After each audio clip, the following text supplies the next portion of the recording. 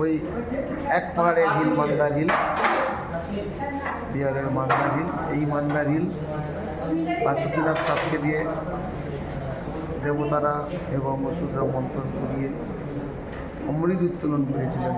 যে অমৃত নিয়ে ইন্দ্রপুত্র জয়ন্ত ছুটে পালিয়েছিল। এক ফোঁটা করে পড়েছিল প্রয়াগরাজ, হরিদ্বার, উজ্জয়িনী এবং নাসিক। এই সেই মান্দারি একটা সাইড থেকে দৃশ্যটা দেখা যাচ্ছে। আমরা রেস্টুরেন্টে রয়েছি, রেস্টুরেন্ট থেকে এটা পুরোপুরি দেখা যাচ্ছে। এরকম ভালো দৃশ্য।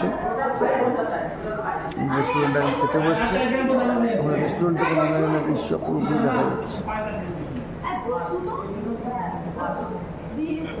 অপরূপ দৃশ্য দেখতে থাকুন।